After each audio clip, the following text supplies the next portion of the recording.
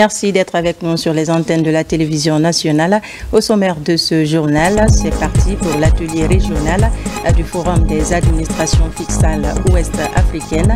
Les échanges vont porter sur le renforcement des capacités de contrôle fiscal.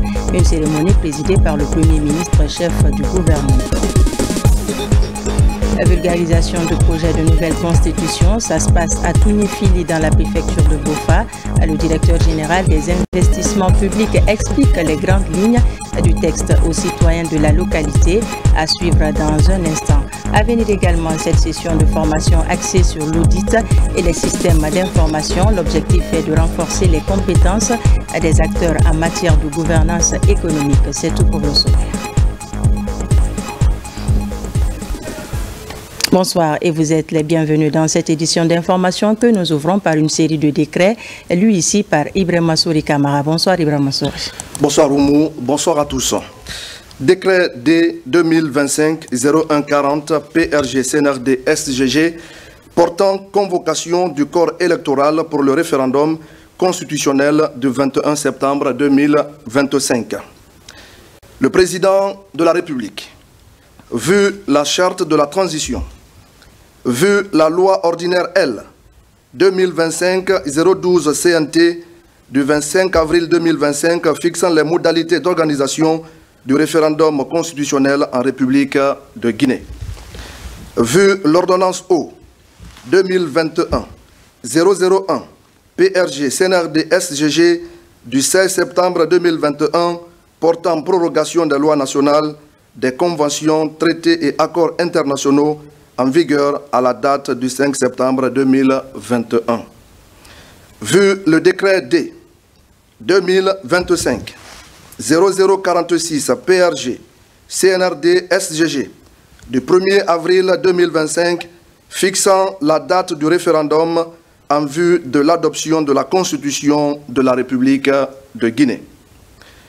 Vu le décret D 2025-0085 PRG CNRD SGG du 14 juin 2025 portant promulgation de la loi ordinaire L 2025-012 CNT du 25 avril 2025 fixant les modalités d'organisation du référendum constitutionnel en République de Guinée.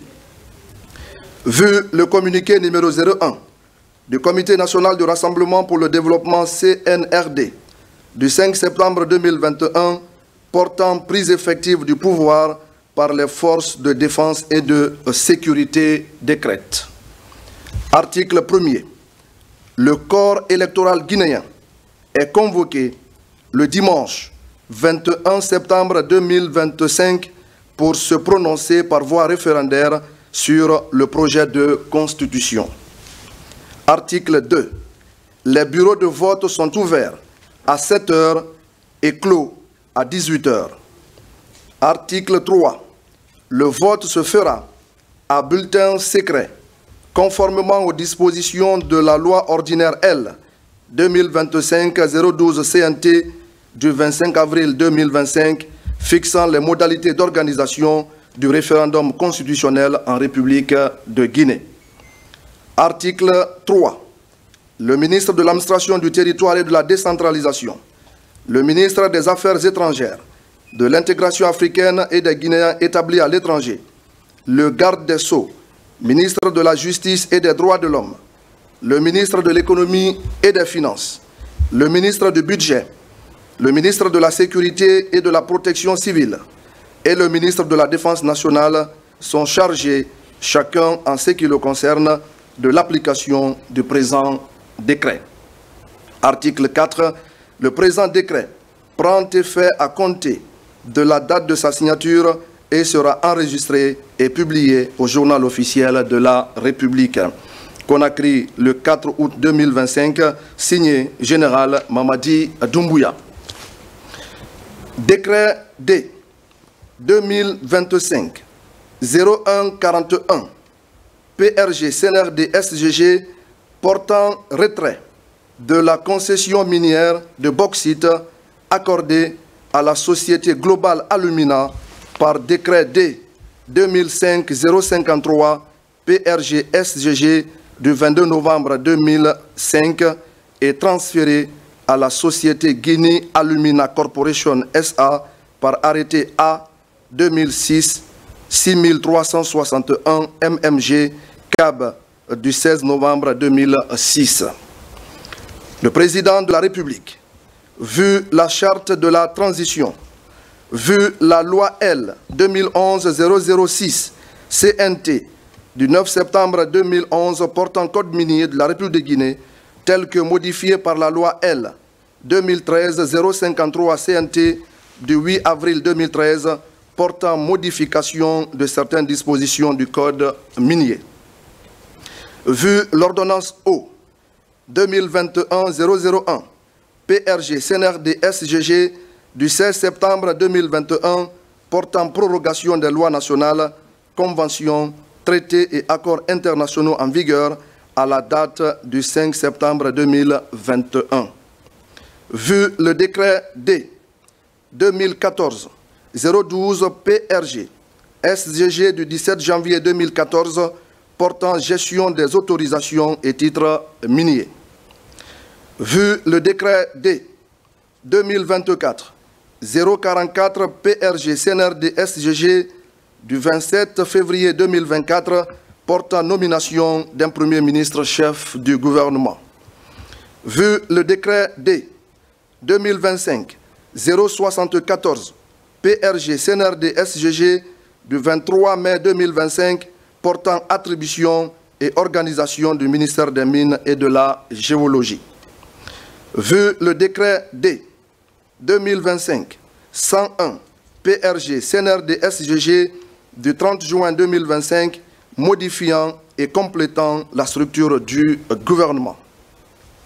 Vu le décret D 2025-0139 PRG CNRD SGG du 29 juillet 2025 portant nomination des membres du gouvernement. Vu le communiqué numéro 01 du Comité national du Rassemblement pour le développement CNRD du 5 septembre 2021 portant prise effective du pouvoir par les forces de défense et de sécurité. Vu la mise en demeure numéro 0717 MMG CAB SG CPDM 2025 du 5 mai 2025 pour violation des dispositions de l'article 88 du Code minier. Sur recommandation du ministre des Mines et de la Géologie, après avis favorable de la Commission nationale des mines, décrète. Article 1er. Pour cause de non-respect des dispositions du Code minier, notamment en son article 88 de la Convention de base du 15 octobre 2004, des avenants numéro 1 du 16 mai 2005 et numéro 2 du 24 novembre 2013 est et demeure retiré à compter de la date de signature du présent décret la concession minière accordée à la société Global Alumina par décret D 2005-053 PRG SGG du 22 novembre 2005 est transféré à la société Guinea Alumina Corporation SA par arrêté A 2006-6361 MMG CAB du 16 novembre 2006. Article 2. Cette concession minière, antérieurement enregistrée au registre des titres miniers, ouvert à cet effet au Centre de promotion et de développement minier CPDM sous le numéro A 2005-125 DIGM CPDM MMG n'est plus inscrite au cadastre minier de la République de Guinée. Article 3. Conformément aux dispositions de l'article 89 du Code minier, tous les droits conférés aux titulaires du titre susvisé sont éteints. Le domaine et la substance couverts par la dite concession minière font gratuitement retour à l'État, libre et franc de toute réclamation présente au futur de droits, intérêts et avantages. Article 4. conformément à l'article 197 du Code minier, les informations et les documents géologiques et miniers résultant des travaux sur le site, objet du retrait, doivent être restitués à l'État guinéen sans aucune indemnisation. Article 5. Le Centre de promotion et développement minier, la Direction nationale des mines et carrières, la Direction nationale de la géologie, l'Inspection régionale des mines, des carrières et de la géologie de Boké, la Direction préfectorale des mines et de géologie et de l'exploitation artisanale de Boké sont chargés, chacun en ce qui le concerne, de l'application du présent décret. Article 6. Le présent décret, qui abroge toutes dispositions antérieures contraires, prend effet à compter de la date de sa signature et sera enregistré et publié au journal officiel de la République.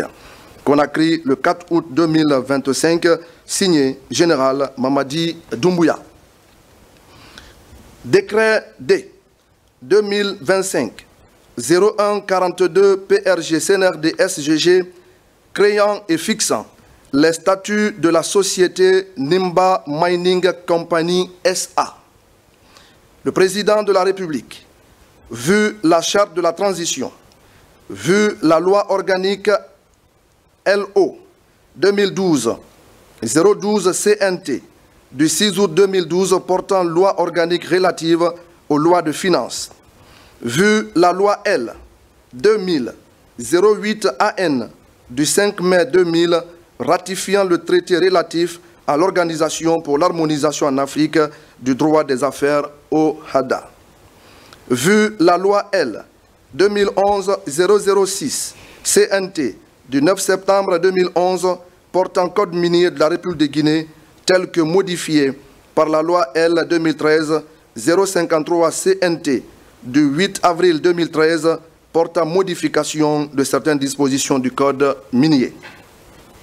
Vu la loi L 2017-056 AN du 8 décembre 2017 modifiant certaines dispositions de la loi L 2016-075 AN du 30 décembre 2016 portant gouvernance financière des sociétés et établissements publics en République de Guinée. Vu la loi L 2018-025 AN du 3 juillet 2018 portant organisation générale de l'administration publique. Vu l'ordonnance O 2021-001 PRG CNRD SGG du 16 septembre 2021 portant prorogation des lois nationales, des conventions, traités et accords internationaux en vigueur à la date du 5 septembre 2021.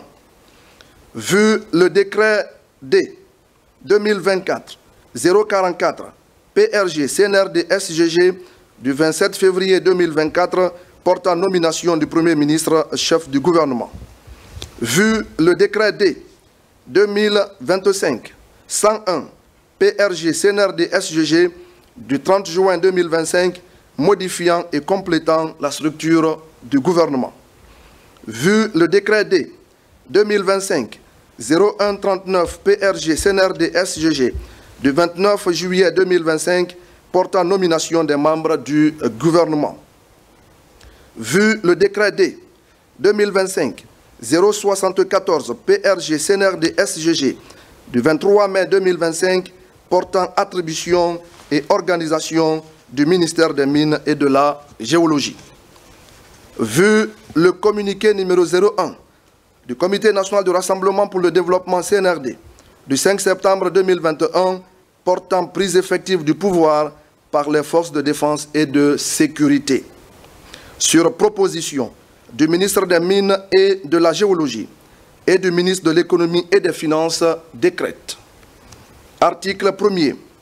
Conformément aux dispositions de la loi L 2017-056 AN du 8 décembre 2017 modifiant certaines dispositions de la loi L 2016-075 AN du 30 décembre 2016 portant gouvernance financière des sociétés et établissements publics en République de Guinée et l'acte uniforme relatif aux droits des sociétés commerciales et du groupement d'intérêt économique AUD-SCGIE de l'OHADA, il est créé, en vertu du présent décret, une société anonyme avec conseil d'administration dénommée Nimba Mining Company SA, en abrégé NMC. Article 2. La société Nimba Mining Company SA est dotée de la personnalité juridique, de l'autonomie financière et de gestion. Elle est placée sous la tutelle technique du ministère en charge des mines et de la géologie et sous la tutelle financière du ministère en charge des finances. Article 3. L'objet, la composition, le fonctionnement, les conditions d'exercice de la tutelle, ainsi que les ressources de la société Nimba Mining SA, NMC, et leur affectation sont déterminées dans les statuts de la société. Article 4. Le présent décret, qui abroge toutes dispositions antérieures contraires, prend effet à compter de la date de sa signature et sera enregistré et publié au journal officiel de la République. Conakry, le 4 août 2025, signé Général Mamadi Doumbouya. Décret D 2025-0143 PRG CNRD SGG portant octroi d'une concession minière à la société Nimba Mining Company SA, NMC SA. Le président de la République, vu la charte de la transition, vu la loi L 2011-006 CNT du 9 septembre 2011 portant code minier de la République de Guinée, tel que modifié par la loi L 2013-053 CNT du 8 avril 2013 portant modification de certaines dispositions du code minier. Vu l'ordonnance O 2021-001 PRG CNRD SGG du 16 septembre 2021 portant prorogation des lois nationales, conventions, traités et accords internationaux en vigueur à la date du 5 septembre 2021. Vu le décret D 2014-012 PRG SGG du 17 janvier 2014 portant gestion des autorisations et titres miniers. Vu le décret D 2024-044 PRG CNRD SGG du 27 février 2024 portant nomination d'un Premier ministre chef du gouvernement. Vu le décret D 2025-074 PRG CNRD SGG du 23 mai 2025 portant attribution et organisation du ministère des Mines et de la Géologie. Vu le décret D 2025-101 PRG CNRD SGG du 30 juin 2025 modifiant et complétant la structure du gouvernement. Vu le décret D 2025-0139 PRG CNRD SGG du 29 juillet 2025 portant nomination des membres du gouvernement. Vu le communiqué numéro 01 du Comité national de rassemblement pour le développement CNRD du 5 septembre 2021 portant prise effective du pouvoir par les forces de défense et de sécurité. Vu la demande de concession minière de la société Nimba Mining Company SA, NMC SA, sur proposition du ministre des Mines et de la Géologie, après avis favorable de la Commission nationale des mines décrète. Article 1er. Il est accordé à la société Nimba Mining Company SA, NMC SA, dont le siège social est établi à Kamsar, préfecture de Boké, République de Guinée, une concession minière de bauxite couvrant une superficie de 690,20 km² dans la préfecture de Boké. Article 2. Conformément aux dispositions visées à l'article 39 du Code minier de la République de Guinée, la durée de validité de la présente concession minière est fixée à 25 ans renouvelables. Article 3. La présente concession minière est inscrite dans le registre des titres miniers ouvert à cet effet à la division information géologique et minière DIGM du Centre de promotion et de développement minier du ministère des Mines et de la Géologie sous le numéro A 2025 DIGM CPDM. Article 4. Conformément au plan 1 sur 200 millièmes des feuilles de Kandiafara, Gawal, Télimélé et Bofa, NC 28-22, NC 28-23, NC 28-17 et NC 28-16, le périmètre de la concession minière ainsi accordée est défini par les coordonnées géographiques. Article 5. À compter de la date d'effet du présent titre minier, le titulaire, la société Nimba Mining Company SA, NMC SA, a l'obligation d'exécuter conformément à la réglementation minière en vigueur son programme de travaux et le budget relatif à l'exploitation. Article 6.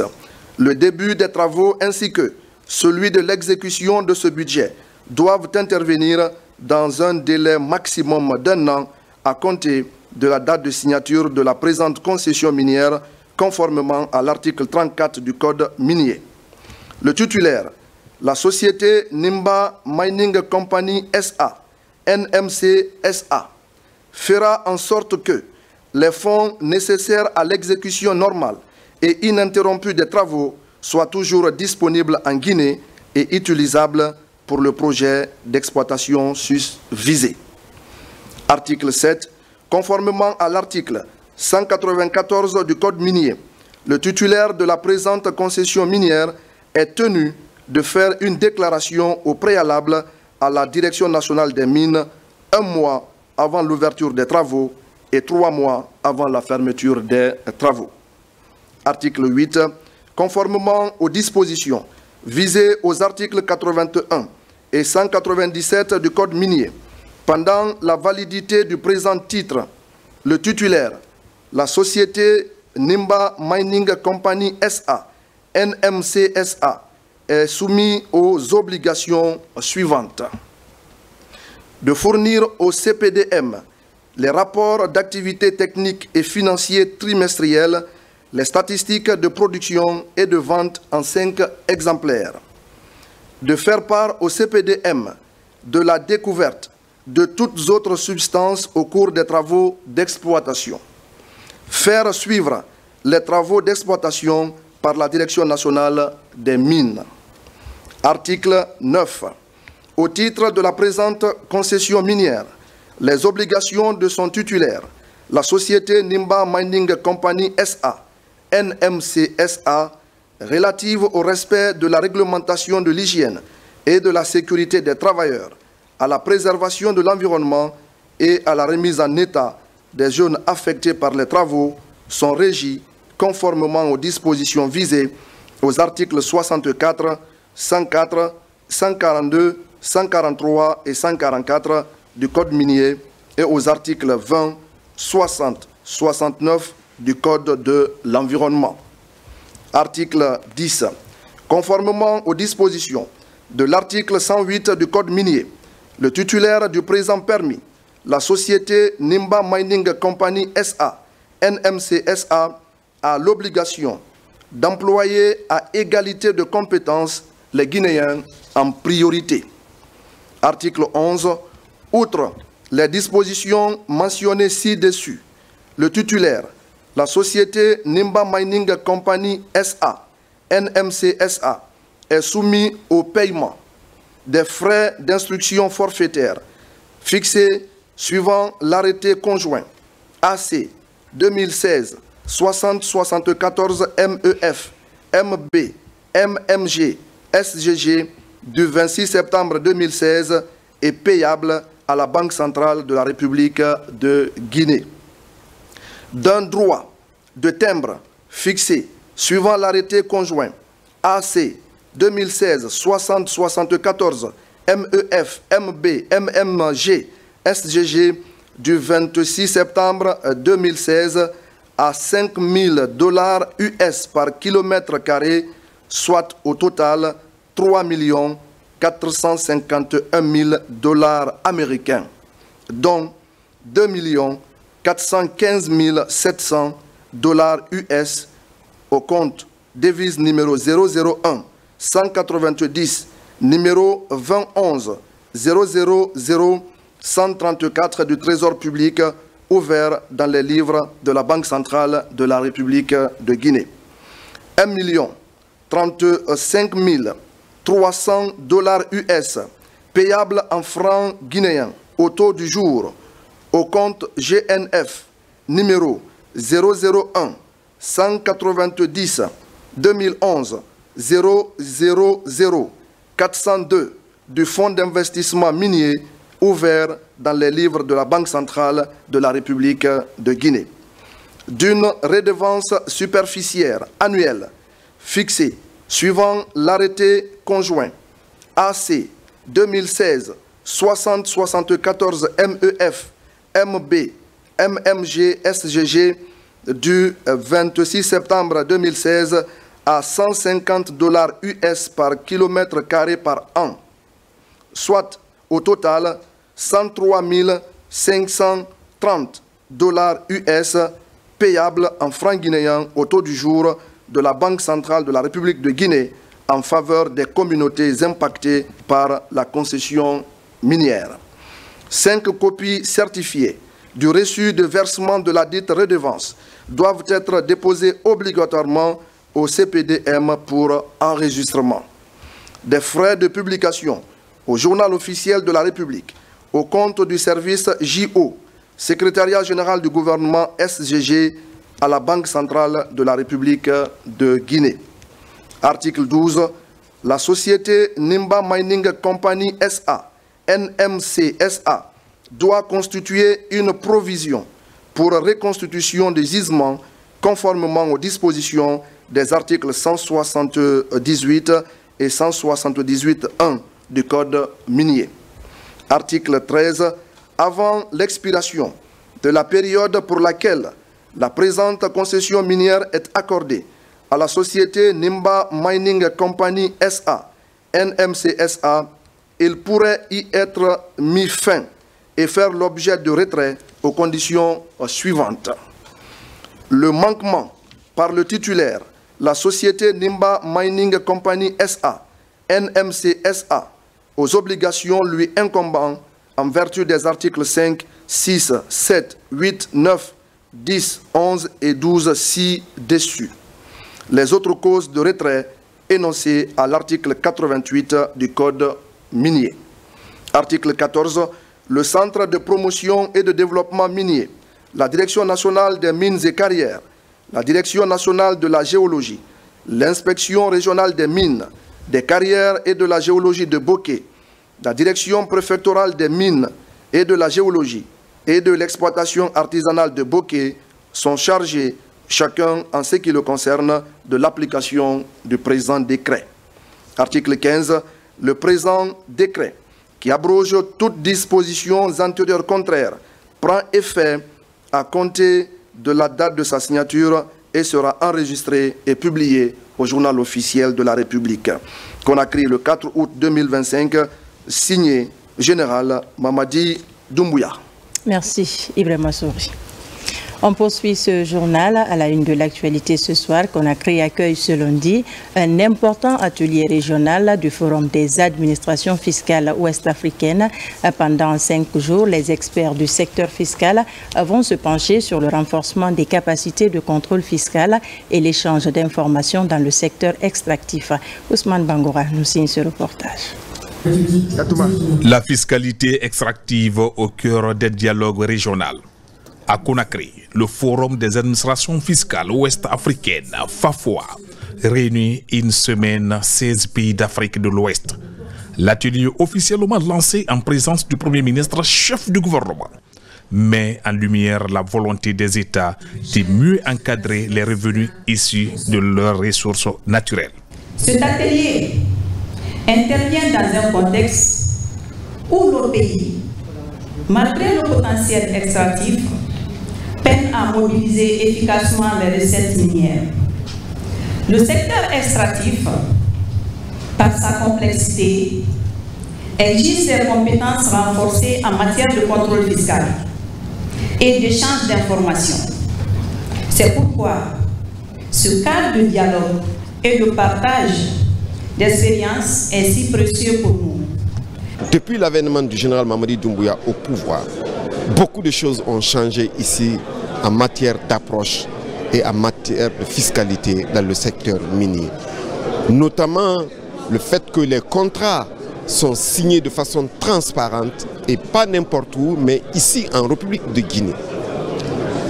De même, nous avons commencé à appliquer dans tous nos nouveaux contrats le pilier 2 de l'OCDE qui fait que au moins 15% des revenus seront imposés ici en République de Guinée et non plus dans des conventions où on ne se retrouve plus.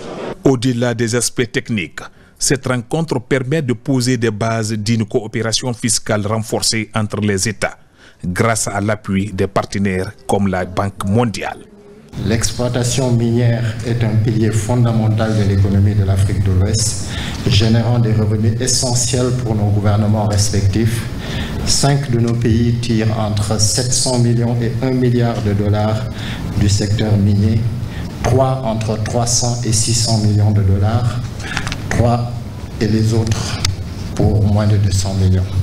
Nous pensons que le FAFOA pourra contribuer en renforçant les capacités des administrations fiscales et douanières en Afrique de l'Ouest, contribuer, comme je le disais, à optimiser la collecte des recettes fiscales et douanières au profit des gouvernements. À terme, les administrations fiscales ouest-africaines espèrent harmoniser leurs pratiques, améliorer l'échange d'informations et optimiser les recettes fiscales dans un secteur extractif en pleine mutation. La Guinée, pays hôte, entend capitaliser sur cette dynamique pour renforcer son propre dispositif fiscal. L'objectif pour l'année 2026, c'est de traquer toutes les recettes potentielles dans le secteur qui ne sont pas encore valorisées ou qui ne sont pas collectées. C'est la transformation que nous voulons engager, d'où l'intérêt de l'atelier que nous organisons ici. La Guinée est connue comme étant un pays minier, bien que nous cherchons beaucoup plus à ce que cela soit diversifié. Nous sommes beaucoup plus un pays agricole qu'un pays minier. Mais pour le moment, il faut qu'on exploite tout le potentiel que nous pouvons tirer du secteur minier pour le développement du secteur agricole. C'est ça l'objectif stratégique. Un signal fort de la Guinée qui entend jouer sa partition dans la lutte contre l'évasion fiscale dans le secteur extractif. Pour les participants, ces 5 jours d'échange sont l'occasion de bâtir ensemble des réponses durables à la hauteur des enjeux économiques de la sous-région. Le Premier ministre a également entamé une série de visites dans plusieurs départements ministériels. Ce lundi, Amadou Ouriba s'est rendu dans 6 ministères récemment réorganisés à la suite du dernier remaniement. Cela s'inscrit dans la dynamique de suivi de coordination de l'action gouvernementale. Le point avec Ousmane Bangoura. C'est une visite de courtoisie, mais surtout de travail que le Premier ministre, chef du gouvernement, a effectué ce lundi à Conakry, accompagné du ministre secrétaire général du gouvernement. Amadou Ouriba s'est successivement rendu dans les ministères en charge de l'énergie, de l'agriculture, du commerce, de la pêche, des infrastructures et du tourisme. Objectif, s'assurer de la prise de fonction effective des ministres récemment nommés, mais aussi leur rappeler les attentes du chef de l'État. À chaque étape, le Premier ministre a insisté sur la rigueur, l'efficacité et l'exemplarité dans la conduite de l'action publique. En d'autres termes, le message que je veux véhiculer est qu'il faut qu'il s'installe de manière confortable le plus rapidement possible et que le travail continue. Et qu'on n'a pas on n'a pas du temps à perdre. Les chantiers sont extrêmement important. Et chaque jour qui passe, nous devons faire des pas en avant. C'est la raison pour laquelle le fait de scinder certains ministères, c'est donner plus de tonus à celui qui va occuper le département, d'avoir la possibilité de manière, disons, humaine, réaliste, de prendre en charge la totalité des missions et des rôles qui lui sont dévolus. D'où la nécessité d'aller vite. Nous avons une obligation de redevabilité. Nous nous engageons dans des chantiers pour le processus de retour à l'ordre constitutionnel qui est très important. Mais d'ores et déjà, il faut se préparer pour le cap de l'année 2026 où nous sommes attendus par des exigences, par des besoins exprimés par les populations et par la nécessité de manière absolue d'accélérer la transformation économique et d'asseoir les institutions de la République. Cette tournée du Premier ministre marque un nouveau départ dans la mise en œuvre des priorités présidentielles, dans un contexte de refondation de l'État où chaque membre du gouvernement est désormais comptable de ses résultats. À présent, direction la région de Kindia pour la remise des équipements agricoles aux producteurs pour faciliter les travaux champêtres, une assistance fruit d'un partenariat public-privé pour accompagner l'entrepreneuriat agricole des jeunes et lutter contre la pénibilité et la pauvreté en milieu rural. Fodé Camara. Des mini-tracteurs, des machines de répiquage, des drones pulvérisateurs et d'autres petits outillages agricoles. À Kindia, dans la sous-préfecture de Colentin, ces équipements sont mis à la disposition des producteurs. La société Top Guinée a aussi fourni un service après-vente, donc avec une formation de plus de 500 jeunes à l'utilisation de ces équipements. Elle a aussi d'ailleurs permis la maintenance de ces équipements par le passé, va nous aider aussi à les garder et à former des locaux qui pourront les maintenir dans le futur. C'est quelque chose qui va changer le cours de la production locale, la façon de travailler. Et c'est surtout la confirmation que le chef de l'État, le général Mamadi Doumbouya, avait raison de consacrer l'agriculture comme premier pilier de développement dans le cadre du programme de développement inclusif Simandou 2040. Cet appui est destiné à la mise en valeur de 150 hectares. Cette initiative est le fruit d'un partenariat public-privé scellé entre le ministère de l'Agriculture et la société Top Guinée. Les kits sont composés d'insecticides, de fongicides, d'herbicides, d'urée, des petits tracteurs. Il y a une quarantaine, nous avons exposé 10 ici avec tous les équipements qui accompagnent jusqu'à la récolte. À cause de son potentiel agricole, la région de Kindia a été choisie comme zone d'expérimentation. La remise de ces équipements galvanise les producteurs dont les rendements seront bonifiés grâce aux innovations comme les machines de répiquage. Des drones qui peuvent pulvériser, des machines qui peuvent répiquer le riz. Et ça, surtout, il y a une dynamique, c'est l'emploi jeune. Il y a 10 000 jeunes qui vont participer à ce projet. Aujourd'hui, c'est un grand jour pour nous. C'est une occasion pour moi de remercier mon créateur, de remercier notre chef de l'État, président général Mamadi Doumbouya, de remercier Top Guinée qui a toujours soutenu les agriculteurs. Ce partenariat d'entrepreneuriat agricole conforte le paysanat, un pilier essentiel de l'économie nationale, employant une grande partie de la population active. Et pendant ce temps, des actions de développement pour les districts de Bofa impactés par l'exploitation minière de la société SD Mining. Il s'agit de 37 forages, des pistes rurales et une assistance alimentaire. Les bénéficiaires expriment leur reconnaissance à la société qui améliore substantiellement leur niveau de vie. Aboubakar Junior Camara, reportage. Dans sa responsabilité sociétale, la société minière SD Mining renforce ses relations avec les communautés impactées par son exploitation minière. Des actions de développement sont entreprises comme la réalisation des forages, des routes communautaires, mais aussi la distribution des vivres aux communautés en cette période de vaches maigres. Avant cette société, on n'avait pas d'eau, on n'avait pas de route. Mais aujourd'hui, on a tout ça grâce à cette société. SD Mining, on les remercie beaucoup.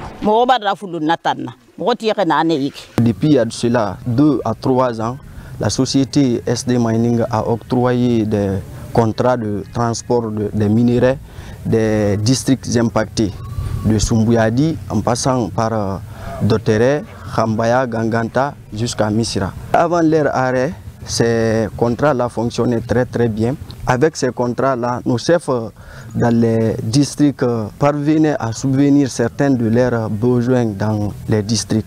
Pour les impactés, ce geste est un ouf de soulagement et ont formulé des prières et remerciements pour la société SD Mining qui a réalisé plusieurs actions de développement dans leur localité. Depuis l'arrivée de cette société, la société a commencé d'abord par la réalisation de fourrages dans notre localité et en plus de ça, l'octroi des contrats communautaires qui aujourd'hui est en train d'aider la communauté à se développer petit à petit. Donc depuis l'arrêt de la société, vraiment l'impact a joué sur ma communauté. Et en plus de ça, la popularité qui était là aujourd'hui, cette popularité ne fait que baisser. Plus de 37 forages et 50 km de pistes rurales sont réalisés pour désenclaver les zones de production agricole dans la localité de Araponka.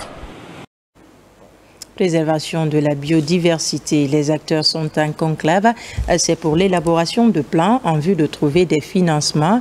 Dans cette démarche, c'est le PNUD qui accompagne la Guinée dans un projet dénommé Biofin qui signifie financement de la biodiversité. Plus de détails dans ce reportage, dans ce compte rendu signé Ousmane Ba et Mamadou Djoumaba. La Guinée regorge d'une biodiversité riche et variée. Un écosystème en proie aux effets des changements climatiques et aux menaces anthropiques. Pour endiguer ce phénomène, autorités, acteurs publics et privés, partenaires techniques et financiers sont en conclave. Il s'agit de l'élaboration de plans de financement durables, structurés et innovants en faveur de la biodiversité en Guinée. Le projet Biofin vient à point nommé. Il apportera une dimension complémentaire et essentielle à ce processus, celle de la durabilité financière, en facilitant l'analyse des dépenses et des besoins financiers liés à la biodiversité, en identifiant des sources de financement innovants et en contribuant à la mise en place de mécanismes efficaces. Dans ce processus de recherche de financement, c'est le partenaire privilégié, à savoir le PNUD, qui accompagne la Guinée. Un appui considérable pour tirer le maximum de bienfaits de la richesse de la biodiversité guinéenne. Le processus Biofin appuyé par le PNUD représente une opportunité stratégique. Il vise à évaluer les besoins de financement de la biodiversité, analyser les mécanismes existants et proposer des solutions financières innovantes en lien avec les engagements de la Guinée au titre de la Convention sur la biodiversité et du cadre mondial commun Montréal. Nous mettrons tout en œuvre pour faciliter la coordination intersectorielle, appuyer la gouvernance du comité de pilotage et promouvoir la transparence dans la gestion des financements.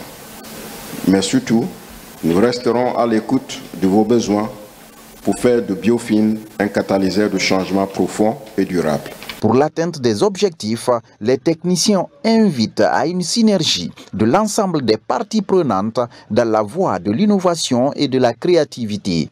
Une option qui tient compte de l'implication des communautés locales et de la vision des leaders d'opinion. Sur un tout autre plan, des professionnels se sont récemment réunis autour d'une session de formation axée sur l'audit et les systèmes d'information organisée par le cabinet Events Audit. Elle vise à renforcer les compétences des acteurs en matière de gouvernance économique. Plus de précisions avec Diarra Diallo. À l'ère du numérique, la maîtrise des systèmes d'information et la sécurisation des données s'imposent comme des priorités. À Conakry, une vingtaine de cadres issus des départements d'audit interne, de contrôle de gestion et d'informatique ont pris part à un atelier de renforcement de capacité. L'initiative, portée par le cabinet Event Audit, ambitionne d'outiller ces acteurs pour détecter les failles, anticiper les risques et améliorer les mécanismes de contrôle dans leurs structures respectives. L'objectif de cette formation, c'était de sensibiliser, de briefer les cadres guinéens donc sur l'importance du contrôle et de l'audit du système d'information dans le contexte actuel, marqué par la digitalisation, avec des risques informatiques, des risques de cyberattaque. C'est une formation aussi qui va permettre de faire monter en compétence ces professionnels. Vous remarquerez que nos participants sont venus de diverses couches professionnelles. Pendant 3 jours, les participants ont échangé autour du thème audit et système d'information. Au menu, bonnes pratiques en cybersécurité, maîtrise des technologies émergentes et optimisation des outils de gestion. La formation nous a beaucoup outillés par rapport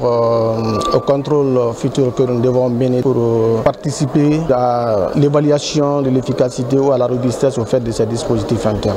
Je suis aujourd'hui apte à pouvoir identifier les différents risques liés à tout ce qui est domaine du IT, du traitement des données, tout ce qui est aujourd'hui c'est habilitation, traitement, exploitation qui concerne les domaines de l'informatique au sein de mon entité. Aujourd'hui, je suis suffisamment bien préparé à pouvoir constituer une équipe pour la défense de mon entité dans ce sens-là. Une première pour Even Audit qui entend capitaliser sur cette expérience pour accompagner durablement les professionnels de l'audit et du contrôle en Guinée. On ouvre à présent le registre de vulgarisation du projet de nouvelle constitution. À l'article 27 du projet de nouvelle constitution, au cœur d'une grande mobilisation à Kankan, elle est organisée par l'Association des personnes en situation de handicap pour apprécier cette grande innovation. La plateforme séduite par cette disposition a manifesté sa joie devant la famille présidentielle pour encourager la démarche de justice sociale dans le registre de lutte contre les discriminations et inégalités. Djamoukaba, compte rendu. À Kankan, aucune couche n'est épargnée pour saisir les grandes innovations du projet de nouvelle constitution. Parmi elles, l'association des personnes en situation de handicap. À travers ce moment de liesse collective dans les rues de Nabaya, le réconfort de la plateforme pour dévoiler les avantages de la loi fondamentale en sa faveur. Avec des slogans de reconnaissance, l'article 27 du projet est applaudi comme une belle démarche de justice sociale. Pas seulement la gratuité de l'éducation, une autre motivation qui traduit ce nouvel engagement. Il prend les mesures nécessaires à leur protection contre les violences sexuelles, la traite et toute forme de discrimination et de maltraitance. Du quartier Timbons qu'à Bricterie, l'association des personnes en situation de handicap se dit favorable au projet de nouvelle constitution. La dernière destination fait face à la famille présidentielle pour encourager les grandes innovations. La lutte contre des inégalités. La feuille de route est bien claire ici pour instaurer une réelle égalité des chances. Constitution, Cette association se retrouve dans le projet de nouvelle constitution. C'est pourquoi elle est là pour manifester sa joie devant la sœur du président de la République. Autre objectif de la marche, afficher la volonté collective pour que règne la fraternité entre les couches sociales du pays. À Conakry, les citoyens s'activent sur le terrain pour expliquer le projet de nouvelle constitution. Une marche en direction du boulevard Téli Diallo est organisée dans ce sens. Elle s'est soldée par un concert géant qui a regroupé plusieurs artistes. Aboubakar Diaby, Morlaï Souma. Le projet de nouvelle constitution prend une ascension fulgurante en Guinée. Les actions citoyennes se multiplient sur le terrain pour expliquer le contenu du document aux populations. À Conakry, cette grande marche est organisée dans cette dynamique. Elle mobilise toutes les couches sociales du pays à l'effet d'amener les citoyens à s'approprier les 199 articles contenus dans le projet de nouvelle constitution. On a remarqué, on a vu aussi que les femmes sont mises en valeur vis-à-vis de cette nouvelle constitution. Il y a aussi une prise en charge sanitaire. L'école aussi, de l'école primaire au lycée, tout sera pris en charge. Donc du coup, nous les femmes, nous sommes valorisées. Nous envisageons de passer dans les ménages, de parler aux femmes en soussou, en langue nationale pour les expliquer ce qui est écrit dans la Constitution. Ici, au Palais du Peuple, sous une pluie battante, le ton de cette initiative portée par la génération générale Lansana Conté est donné. La marche a abouti au boulevard Téli Diallo. Sur place, un concert géant est organisé pour faciliter la compréhension des innovations majeures de cette loi fondamentale. On ne peut que dire que ça y va positivement pour nous, peuple de Guinée, parce que nous voyons tous notre intérêt, nos droits respectés, nos enfants droit à l'éducation, à la santé. C'est déjà un atout. Et dans cette constitution, chacun se retrouve là-dedans. Par cette rencontre festive, il s'agit aussi pour les initiateurs d'expliquer les enjeux liés au retour constitutionnel en Guinée. Ces participants sont interpellés à cultiver la paix et renforcer le tissu social en faveur d'un développement socio-économique du pays. La société civile guinéenne lance aussi la campagne de vulgarisation du projet de nouvelle constitution. Objectif, permettre aux Guinéens de voter le 21 septembre prochain dans la plus grande sérénité. Explication, Abdoulaye Diallo. La société civile guinéenne, à travers le consortium CNOX et CONASOC, lance officiellement la campagne de vulgarisation du projet de nouvelle constitution. Cette campagne s'inscrit dans le cadre du projet d'appui au retour à l'ordre constitutionnel en Guinée. Financée par l'ambassade du Japon via le PNUD, cette campagne se déroulera dans 2 régions stratégiques de la Guinée, la Moyenne Guinée et la Guinée forestière.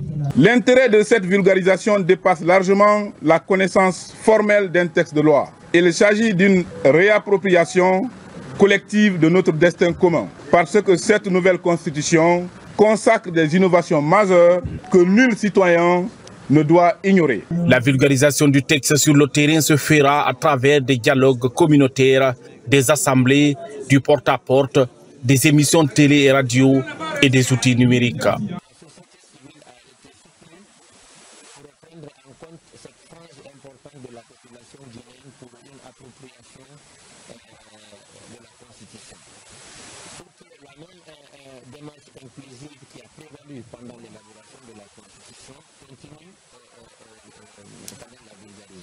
Des copies de la nouvelle constitution ont été distribuées aux différents participants. Dans les prochains jours, des animateurs communautaires seront déployés sur le terrain pour une sensibilisation des populations autour de la loi fondamentale. La campagne de vulgarisation du projet de nouvelle constitution se poursuit donc dans le pays. À Sanoya, la délégation spéciale met les bouchées doubles pour atteindre une cible plus large. Le contenu du projet de la loi fondamentale a été expliqué à plusieurs citoyens des différents quartiers que compose la zone. Alpha Isiagaba, Maïmouna Bela Diallo. Dans la commune de Sanoya, le projet de nouvelle constitution est en train d'être vulgarisé entre citoyens. Le contenu et les grands enjeux de la loi fondamentale sont expliqués par l'équipe de la délégation spéciale de Sanoya. Ça rassure, mais l'étape primordiale pour nous d'abord, c'est amener le peuple de Guinée à comprendre le contenu de la nouvelle constitution. C'est pourquoi on a mis en place le comité communal qui coordonne l'ensemble des quartiers et dans chaque quartier, un comité local par quartier composé de 11 membres en vue d'amener les citoyens de la commune de Sanoya à mieux comprendre le contenu de la nouvelle constitution. Pas seulement, des copies du projet de nouvelle constitution ont été remises aux populations des différents quartiers de Sanoya. Le contenu du projet est bien accueilli par les citoyens de Sanoya. La nouvelle construction, elle est instructive, elle est faite pour les Guinéens et il y a beaucoup de choses là-dedans qui nous concernent, qui concernent la jeunesse, les femmes, les enfants, ça concerne tout le monde. C'est le même cas qu'on est en train de suivre pour faire comprendre tout le monde, pour expliquer bout en bout les grandes lignes, les innovations de la nouvelle constitution pour que nos populations puissent comprendre réellement qu'est-ce qu'une nouvelle constitution. Tous les quartiers de la commune de Sanoya sont concernés par cette campagne de vulgarisation du projet de nouvelle constitution. Vulgarisation du projet de nouvelle constitution à Diomawanya, sous-préfecture de Kodianakoro. La jeunesse de cette localité est sur le terrain pour sensibiliser la population à se mobiliser le 21 septembre prochain. Compte rendu Fodé et Bangali Fofana. Cette forte mobilisation, c'est pour accueillir la délégation de la jeunesse consciente de Diomawanya sous la conduite du préfet de Mandiana. C'est dans cet esprit que la jeunesse consciente de Diomawanya, en venant ici, s'engage dans le processus de sensibilisation de la population locale sur l'impact du projet Simandou 2040 et la vulgarisation du projet de la nouvelle constitution du pays. Nous tenons à réitérer ici notre ferme engagement à accompagner le processus crucial d'adoption de la nouvelle constitution le 21 septembre 2025. La nouvelle constitution guinéenne représente un socle solide pour la démocratie, la décentralisation, la justice sociale et la promotion des droits de l'homme. Cette initiative de la jeunesse consciente de Diomawayan est saluée par le préfet de Mandiana. Il y a de cela une semaine que la mission de vulgarisation est sur le terrain, partout. C'est pour vous expliquer ou bien pour vous restituer ce que vous avez fait à la base. C'est pour dire que toutes vos préoccupations, tout ce que vous voulez, c'est pris en compte dans cette nouvelle constitution. Par la même occasion, cette délégation a été reçue ici à Balandegouba, une autre sous-préfecture située à 125 km du chef-lieu de la préfecture, où elle a visité ce site historique et touristique du village de Niani. C'est donc le même exercice à Tunifili dans la préfecture de Bofa, à la campagne nationale de vulgarisation du projet de nouvelle constitution. Cette fois, c'est le directeur général des investissements publics qui a pris la parole devant les populations. Les grandes lignes du texte ont été expliquées aux citoyens de la localité. Abraham Christophe Conté, reportage. À Tunifili, dans la préfecture de Bofa, le directeur général des investissements publics confère avec les citoyens. La rencontre s'inscrit dans le registre de la campagne de vulgarisation du projet de nouvelle constitution. Au centre de cet entretien, des innovations majeures contenues dans cette future loi fondamentale sont expliquées. Nous sommes en charge de porter les messages des autorités dans le cadre de la vulgarisation de ce projet de nouvelle constitution. Comme vous le savez, après les tournées dans les autres régions, moi en tant que fils ressortissant, je me fais le devoir de venir chez moi pour échanger avec les concitoyens. Aujourd'hui, cette nouvelle constitution, le principal élément qu'il faut retenir, c'est cette justice sociale. Cette justice sociale qui est répétée dans tous ces articles, qui fait aujourd'hui, même si vous regardez l'article 7 également, que tous les Guinéens naissent égaux et libres. Ça, c'est des éléments extrêmement importants à retenir dans cette nouvelle constitution. Avec une démarche participative, certaines préoccupations sont soulevées et satisfaites à l'immédiat. Ces citoyens apprécient tout de même la stratégie. Nous allons essayer de faire passer le message parce qu'une population qui n'est pas bien informée, nous créons des confusions. Donc nous allons essayer de passer l'information, à faire lire ces textes de loi à toute la population, à toutes les couches, pour qu'ils puissent comprendre réellement ce qui est dans le contenu. Avant de quitter Tunifili, ce commis de l'État et sa suite ont invité les uns et les autres à s'impliquer activement pour une large vulgarisation du projet de nouvelle constitution dans toute la préfecture. Le message est perçu par la population comme un signe d'engagement dans l'atteinte des objectifs de cette campagne de vulgarisation. Hors de nos frontières à Paris, séjourne le directeur général du Centre de surveillance des pêches, une occasion mise à profit pour animer une conférence débat sur le contenu et les innovations inscrites dans le projet de nouvelle constitution. Reportage de Ali John Keita et Sekou Fernand Kourouma. Ils sont déterminés à aller au scrutin référendaire du 21 septembre prochain. Les Guinéens vivant en France l'ont fait savoir lors d'une conférence sur la vulgarisation du projet de nouvelle constitution ici, dans la capitale française. Des compatriotes convaincus de la teneur de ce texte qui devra régir la vie de la nation dans les prochaines années. Cette constitution nous explique tout. La présidence de la République, le nombre de mandats, la durée du mandat, la candidature indépendante et désormais l'ordre protocolaire des différents présidents, des anciens présidents de la République, qui est une nouveauté. Cette campagne de sensibilisation qui débute à Paris s'étendra sur toutes les grandes villes de l'Hexagone. Elle consistera à expliquer clairement le contenu du projet de nouvelle constitution aux compatriotes qui n'en savent pas grand-chose. Pourquoi la vulgarisation de cette constitution? Un citoyen bien informé de ses droits et de ses devoirs c'est un citoyen qui peut servir à son pays. Surtout nous, les Guinéens établis à l'étranger, je pense qu'il est de notre devoir de participer, contribuer au développement de notre pays. Nous adhérons au contenu de la Constitution sur 3 points. La question de l'intangibilité, la question du mandat et du respect des mandats. Parce que l'instabilité politique, disons, le non-respect des mandats conduit à l'instabilité politique. Et ensuite, un autre point qui est important au sein de la Constitution, la question de l'inclusion. Ce projet de nouvelle constitution est la quintessence de la volonté des couches sociales issues des 4 coins de la République de Guinée, parce que consultées à plusieurs reprises afin que le dit texte soit celui qu'elles entendent donner à la Guinée pour une population épanouie et prospère. Dans le cadre du projet d'appui à la transition pour le retour à l'ordre constitutionnel, les acteurs de la société civile étaient autour de la table. Au menu, s'approprier le contenu du projet de nouvelle constitution afin de participer à un dialogue constructif en Guinée. Plus de détails avec Marwan Kamara. Cet espace de rencontre est ouvert aux acteurs de la société civile guinéenne. Il regroupe les membres des associations et ONG de Guinée.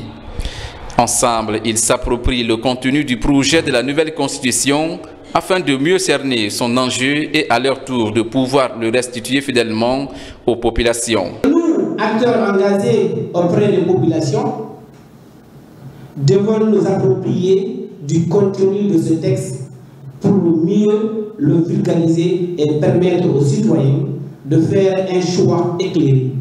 En tant que responsables des organisations de la société civile, nous avons un devoir, c'est d'accompagner nos concitoyens dans la compréhension de ces enjeux.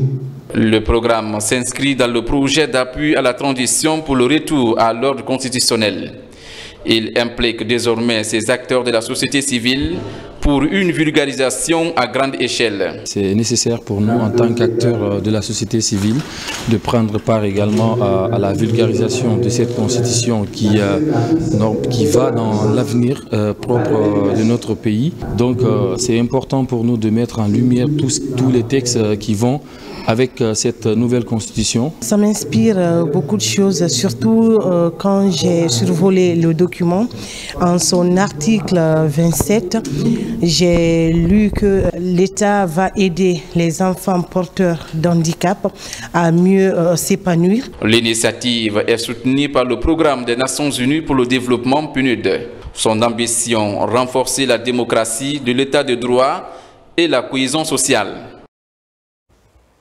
Dans un autre chapitre, comment mieux conserver les œuvres littéraires nationales, la question a réuni les membres de l'Association des écrivains de Guinée. La réflexion a porté sur le dépôt légal par les acteurs, qui est une obligation souvent méconnue mais essentielle pour préserver la mémoire culturelle du pays. Marie-Angélique Bangoua. Dans les locaux feutrés de la Bibliothèque nationale, les mots prennent un autre poids.